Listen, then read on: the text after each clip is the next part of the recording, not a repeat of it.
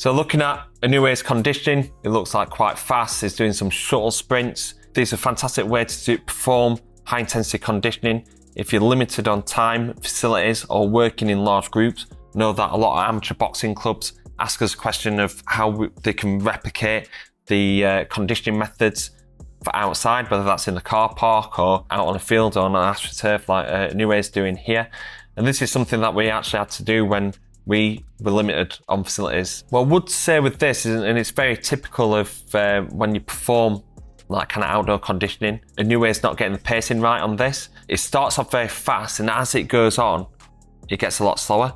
Now, I'm presuming with the length of this clip that he is performing these shuttles for central adaptations, for looking to get that heart rate up into the red zone above 90% maximum heart rate.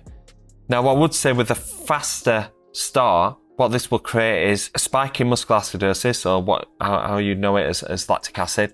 You get that full feeling in his legs and really fatigued, which will limit the amount of intensity that you can perform at the back end of the rep. Because the intensity drops, this will affect like kind of getting that heart rate into the red zone and optimizing then central adaptations.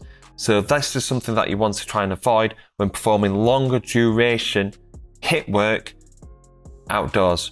So a perfect way on how to perform HIIT outdoors is to make sure that you know exactly what distance that you need to hit. 4-minute interval, 2-minute interval, 1-minute interval, whatever that you're doing. Now, how you can work this out, working out like what speed that you'd run at. So let's say if you do 4 minutes on, 2 minutes off, and you perform this at 15 kilometers an hour, you divide this by 3.6, and this will give you your meters per second. So with this meters per second value, you actually times this by the amount of seconds that you can perform. So on a 4-minute interval, you perform 240 seconds. This will equal your distance. So that will be, quick maths, 15 divided by 3.6 times by 240. 1,000 meters. Cheers, Jamie, for keeping that in. So yeah, so that will be 1,000 meters. So let's say you want to perform 4 shuttles, divide 1,000 by 4.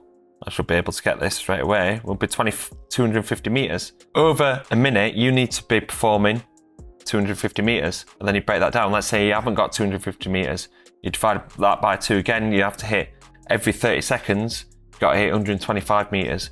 And this is a perfect way to make sure that you're performing that same speed all the way through, to give them specific targets. And this will make sure that you're maintaining that intensity all the way through the rep and be able to optimize on red zone adaptations.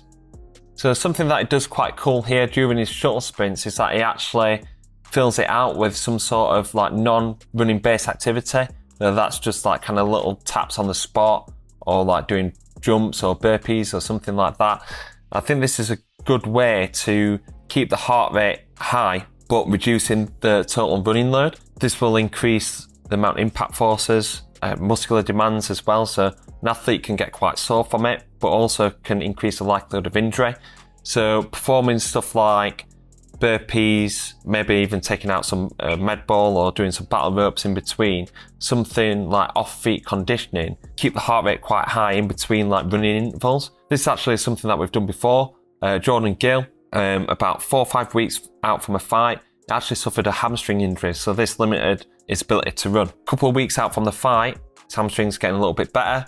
Jordan's wanting to run. It's not only physiological, because we can replicate it with air bike, watt bike, and circuits as well. But from a psychological point of view, boxers feel like they're not getting fitter if they're not running. So what we can do, perform some sort of like circuits with running based activity in there as well.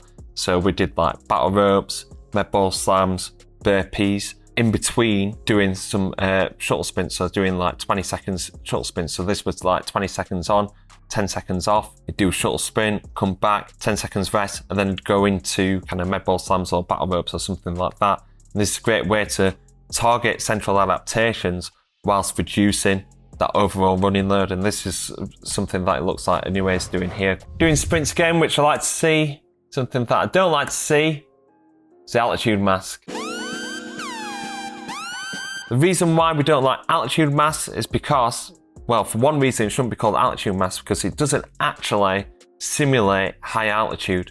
It doesn't change the percentage of oxygen that's getting into your body. This is what we do with the Power Breathe altitude systems. It actually changes the percentage of oxygen that simulates what it's like to train at high altitude. What this does is just restrict the same amount of percentage of oxygen, composites of air, that you breathe in every single day at sea level, but it just restricts the amount of air that actually gets into your lungs and gets into your body. This can be beneficial when done in the right way, but a lot of boxers just use these masks and just run or box or whatever, and this actually limits the intensity. What you want to do when you're restricting the amount of air that's coming in is actually doing it in a very controlled way.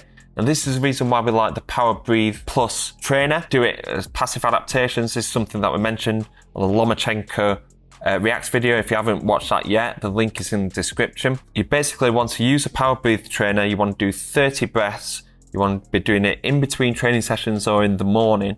And this really controlled breathing will help overload the inspiratory muscles and train the inspiratory muscles that can help improve your fitness. Doing it with altitude mask, you're not really sitting down, you're not really taking time to get that full range out of your diaphragm and really overloading intercostal muscles. All you're doing is restricting the air that's getting into your body, which will limit the intensity, which will limit your physical adaptations to your conditioning training.